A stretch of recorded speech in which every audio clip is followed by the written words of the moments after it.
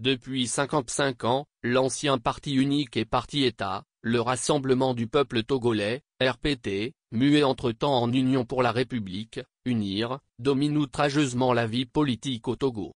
Avec les vieilles méthodes staliniennes désuètes qu'on lui connaît, violence, fraude électorale, coup d'État constitutionnel, présidentialisme à vie, malgouvernance chronique, corruption, pillage, crimes économiques, etc.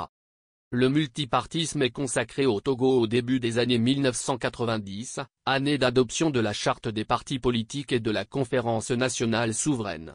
À l'époque, en bon visionnaire, le professeur Léopold Nyainvi, leader de la Convention démocratique des peuples africains, CDPA, avait lancé le slogan de Tchekpo devenu célèbre, « Démocratie d'abord, multipartisme ensuite ».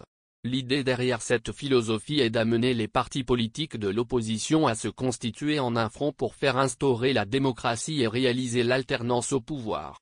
Il sera malheureusement combattu par ses compagnons de lutte qui voyaient plutôt la menace d'un parti unique de l'opposition croyant que le processus démocratique était irréversible. Plus de 30 ans après, ce concept est toujours d'actualité. En 2020, le Togo avait enregistré officiellement 118 partis politiques. Depuis, la liste s'est allongée avec plusieurs autres mouvements politiques. Cette floraison de formations politiques qui, a priori, peut dénoter le dynamisme de la démocratie dans notre pays, n'en est pas un.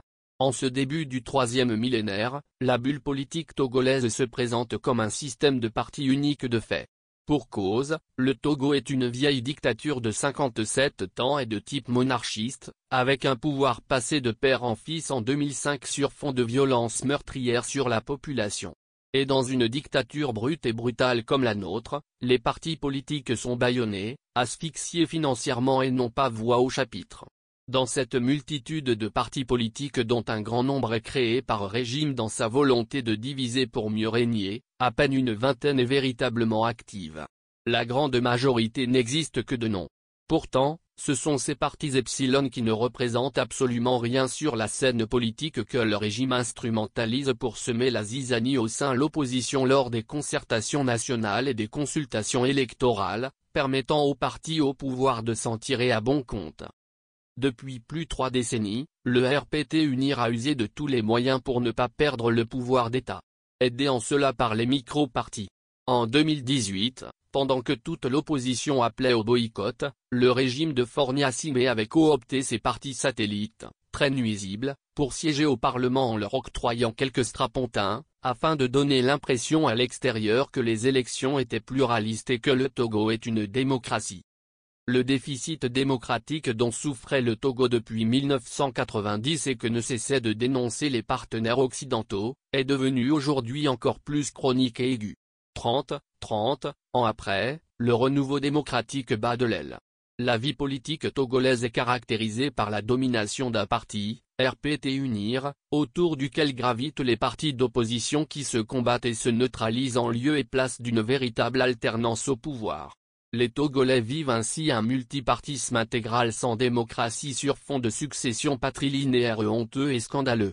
Toutes les institutions du pays sont noyautées par le régime au pouvoir qui dispose comme levier de conservation de celui-ci les forces de défense et de sécurité, l'administration et la justice instrumentalisées, s'indigne un universitaire. En succédant à son père en 2005 dans des conditions apocalyptiques, Faure Gnassingbé n'avait pas seulement hérité du pouvoir d'État mais aussi de l'ancien parti unique, le RPT, son appareil et ses méthodes, bref son lourd passif. L'héritier s'était alors engagé à rompre avec le sombre passé du règne de son père pour entamer un nouveau départ. C'est ainsi qu'en 2012, il fonda son propre parti, Union pour la République. Mais chassé le naturel, il revient au galop. Cette rupture annoncée, en réalité, n'était qu'une manœuvre trompe-l'œil. Faure Gnassingbé a changé le nom de l'ancien parti unique pour mieux appliquer les méthodes décriées du passé. Avec le fils, le coup de force est permanent, les fraudes électorales sont beaucoup plus sophistiquées et prononcées, les tripatouillages constitutionnels banalisés, la violence est omniprésente, le recours à la force et à la peur, érigé en mode de gouvernance, la corruption est endémique, bref Faure Gnassingbé se donne tous les moyens pour rester au pouvoir indéfiniment. Pire que le parti unique parti-État que nous avons connu durant les années de plomb et de l'obscurité fondamentale, nous avons maintenant des appareils ultra-dominants dirigés par des chefs d'État qui manipulent les constitutions en fonction de leur désir de s'éterniser au pouvoir. Autrement dit, la Constitution et le corpus institutionnel sont désormais au service exclusif du chef de l'État qui confisque la souveraineté du peuple à travers des hold-up électoraux, des mascarades électorales, déplore l'universitaire que nous avons cité plus haut. Dynastisation de la République. On aurait pensé que Fornia Sibé, qui a pris le fauteuil de son défunt père et qui vit toujours de la tragédie d'une dévolution monarchique du pouvoir, œuvrerait, après 4 mandats présidentiels, pour que la démocratie et l'alternance politique au sommet de l'État auquel aspirent ardemment par les Togolais deviennent enfin une réalité. Que nenni. Le fils fait pire que le père. On le sait, le pouvoir est si grisant qu'il fait perdre la tête à nos dirigeants. Le goût immodéré des Africains pour le pouvoir a conduit certains chefs d'État aux pires excès et dérives. Justement, guidés par une soif inextinguible du pouvoir, les tenants de l'ordre ancien ont usé des méthodes dignes des anciens régimes soviétiques pour instituer une monarchie rampante au Togo. En faisant adopter nuitamment et en catimini une nouvelle constitution qui bascule notre pays dans un régime parlementaire. Les Togolais se sont réveillés un beau matin et on leur a annoncé qu'ils ont une nouvelle constitution et qu'ils sont de plein pied dans un nouveau régime et dans une 5e république. C'est aussi ça le Togo des Niassibé. La manœuvre est bien rodée, permettre au fils du père de rester au pouvoir et de se ménager la présidence à vie. Ce coup d'État constitutionnel a provoqué une vague d'indignation et de consternation dans l'opinion. Plus scandaleux, le peuple n'a pas été consulté et le mandat des députés qui ont commis cette forfaiture avait expiré depuis des lustres. Face à la levée de boucliers, Fornia Sibé avait renvoyé le texte controversé à l'Assemblée nationale pour une 2e lecture. Mais ce n'était qu'une diversion puisque fondamentalement, rien n'a changé dans la nouvelle constitution qui a été adoptée le 19 avril et promulguée le 7 mai 2024. C'est dans cette impasse qu'ont eu lieu le 29 avril les élections législatives et régionales, une véritable mascarade électorale où le régime de Fornia Sibé s'est octroyé un score à la soviétique de 96% des voix. On n'a jamais organisé des élections démocratiques, justes et équitables dans un régime autocratique qui plus est, au Togo, la plus vieille dictature familiale en Afrique, connue pour être une championne toutes catégories confondues, des fraudes électorales. Comme on pouvait s'y attendre, le régime de Fornia Sibé n'a pas lésiné sur les moyens. Utilisant grassement les moyens et les ressources financières de l'État qu'ils ont confondus à leur poche, chefs du gouvernement, ministres, cadres du parti présidentiel, députés, hauts fonctionnaires de l'État, etc.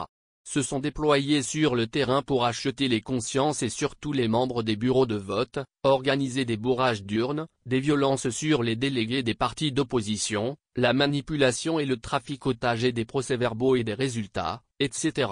À l'arrivée, le parti au pouvoir s'est offert tous les sièges et n'en a concédé que 5 à l'opposition. Dans certaines circonscriptions électorales, les fraudes étaient si flagrantes que certains responsables de l'opposition ont témoigné avoir appelé le président de la CENI Yabré Dago qui a pris soin d'aller constater de visu ce qui se passait dans les bureaux de vote. Malgré tout, il ne s'est pas empêché de valider les résultats frauduleux. À son tour, la Cour constitutionnelle a balayé d'un revers de la main tous les recours introduits par les candidats. La CENI et la Cour constitutionnelle sont des institutions 3P partisanes, partiales et partielles, qui ont toujours été les chefs d'orchestre des mascarades électorales dans notre pays. Suite à la proclamation des résultats définitifs des élections législatives du 29 avril 2024, l'ADMP constate que le régime en place, obnubilé par sa volonté de se maintenir au pouvoir, s'est encore une fois servi des institutions impliquées dans la gestion des élections pour proclamer des résultats truqués, malgré les recours formulés par les têtes de liste des MP afin que la vérité des urnes soit rétablie. La DMP estime que les résultats des élections législatives du 29 avril 2024 ne correspondent à aucune réalité et affirme que ces élections n'ont aucune crédibilité, a dénoncé lundi la coalition des partis d'opposition. Ces élections frauduleuses qui ont permis de verrouiller davantage le pouvoir de Fornia Sibé, consacrent l'hégémonie et le retour du parti unique au Togo.